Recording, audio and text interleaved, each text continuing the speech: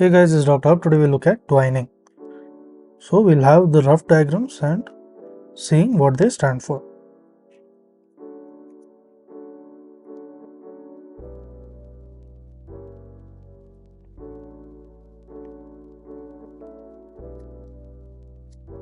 Here we have the fetus and it is connected to the cord.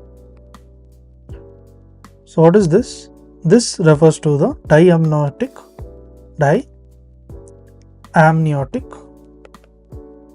and dichorionic.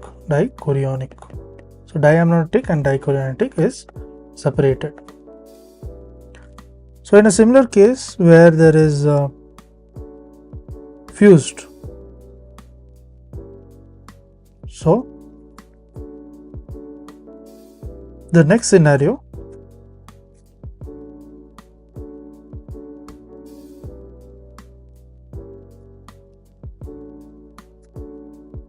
this is fetus here attached to the cord.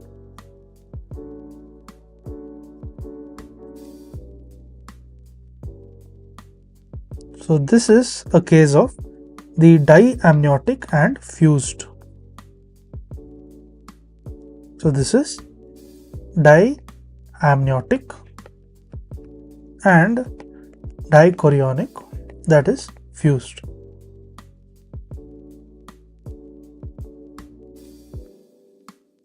The next one is where it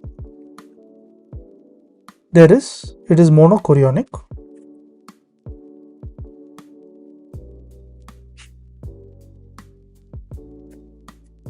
Here the fetus.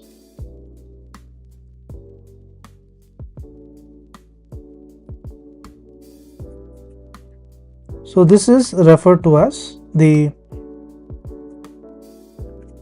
diamniotic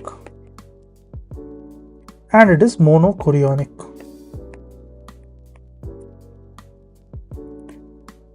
The next case will be the monoamniotic and monochorionic.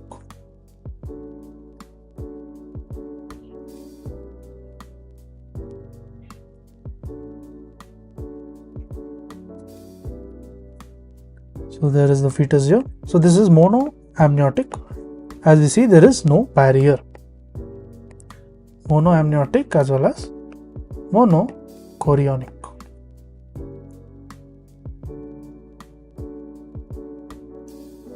Next is in case of the conjoined twins. So in terms of conjoined twins,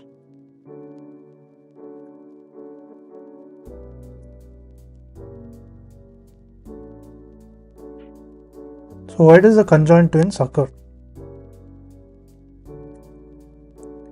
So it is due to the incomplete separation of embryonic axis. So there's incomplete separation. Separation of what? Separation of the embryonic axis. And there is an unequal. So next scenario.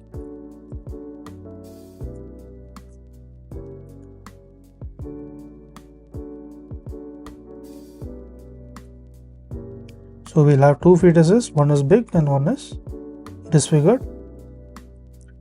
So here is the unequal distribution of the embryonic axis. So it is unequal distribution and this is nothing but of the embryonic axis. Unequal distribution of the embryonic axis or unequal division, or it is unequal division. So unequal division of the blood supply. So unequal division of the blood supply. So what does it result? It may result in a cardiac monster. So it results in a cardiac monster.